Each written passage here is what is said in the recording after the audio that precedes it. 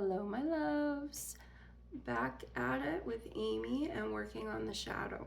Okay, and again, if you haven't joined me before, this is the book that we are using, working through our shadow. Okay, so I read a little bit from the book and then I take a little bit from my own experiences. All right, and I look stuff up. So we are getting into navigating the narcissistic relationships. I'm just going to read a little bit here. The scars from mental cruelty can be as deep and long-lasting as wounds from punches or slaps, but are often not as obvious. Lundy Bancroft. Here we go. In the vast garden of human connections, we occasionally encounter a unique and challenging variety of personality. The narcissist. Navigating relationships with narcissistic individuals can feel like treading through a dense thicket, fraught with complexities and emotional obstacles. Yet, armed with understanding and strategies, you can cultivate resilience and protect your well-being. So let's get into understanding the narcissistic spectrum. As a personality trait, narcissism can be overt, covert, antagonistic, communal, or malignant. Let's get into this. Okay, in general, narcissism is closely tied to having an extreme self-focus, an inflated sense of self, and a strong desire for recognition or praise. Let's get into the overt narcissism, okay? This type of narcissism is what most people associate with a narcissistic personality. Someone with overt narcissism might come across as outgoing, arrogant, entitled, overbearing, have an exaggerated self-image, needing to be praised and admired, exploitive, competitive, and lacking empathy.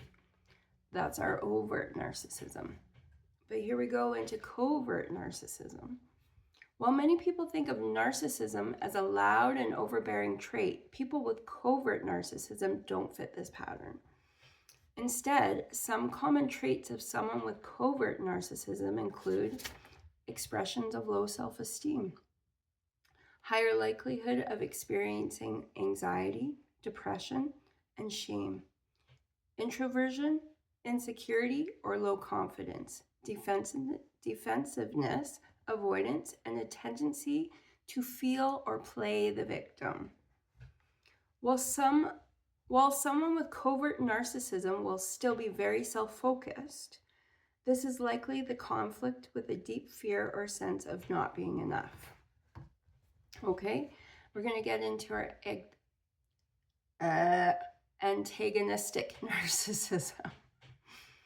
Antagonistic narcissism is a subtype of overt narcissism. With this aspect of narcissism, the focus is on rivalry and competition, my friends. Some features of antagonistic narcissism include arrogance, a tendency to take advantage of others, tendency to compete with others, disagreeability, or proneness to arguing. All right, let's get into our communal narcissism. Communal narcissism is another type of overt narcissism and is usually seen as the opposite of antagonistic narcissism. People with communal narcissism might become easily morally outraged, describe themselves as empathetic and generous, react strongly to things they see as unfair. The key difference between communal narcissism and genuine concern for the well-being of others is the role of social power and self-importance. Malignant narcissism. Someone with malignant narcissism may have common traits of narcissism, like a strong need for praise and to be elevated above others. In addition, malignant narcissism can show up as vindictiveness, sadism, or getting enjoyment from the point of others, aggression when interacting with other people, paranoid or heightened worry about potential threats. Okay. Narcissism can be tricky because many people living with it don't necessarily feel the need to change. And I got this information from Psych Central, okay? So you can always do your own research too.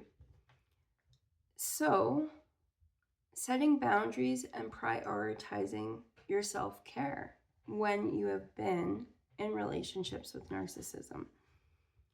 When setting boundaries with a narcissist, prioritizing self-care is crucial by clearly defining your limits, communicating them assertively, and actively engaging in activities that support your well-being, including seeking support from trusted friends, family, or a therapist when needed.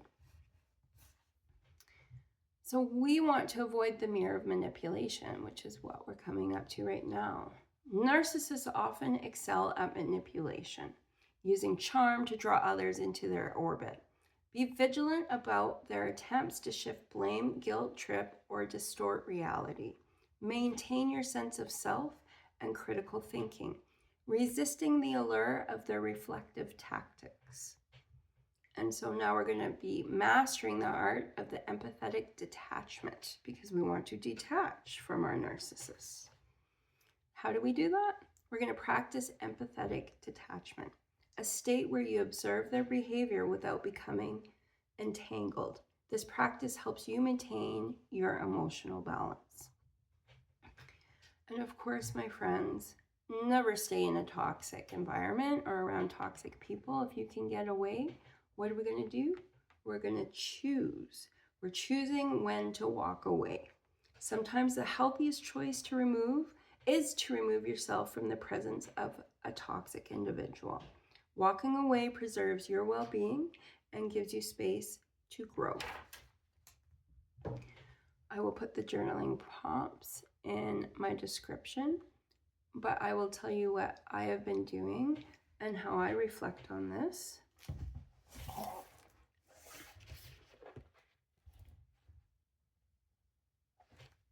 So this is from my own experiences and what I have done. So the journaling prompt is reflection on emotions. Which emotions resonated with you the most when reading this chapter and why? And for me, some of the stuff that came up, that when I'm in the presence of a narcissist, I just feel extremely uncomfortable. I find them to be really awkward people to be around. I sometimes feel anxious because of their behavior. I have in the past questioned my self-worth and have had trust issues with other people because of narcissistic relationships. What am I doing to help myself? So, behavioral transformation. What did I have to look at and how do I have to change? Based on what I've learned from this chapter, what specific behaviors or habits do I feel inspired to change or adapt? How do I plan to implement these changes? Well, I'm doing the work and I'm having a stronger character and wisdom. A self that is solid and learns self-compassion, self-love, and self-trust. That's why I'm on this journey, my loves. Self-acceptance for myself. Acceptance that this was part of my journey and taking it as a learning lesson in my journey. Self-forgiveness. Stronger boundaries. Boundary up, my friends. Boundary up. And improved relationships in the future. That is what I am working towards. As always, I love you, but self-love is the best love. So love yourself, okay? And have compassion wherever you are at in this journey. I love you guys so much. Have a blessed day, my loves.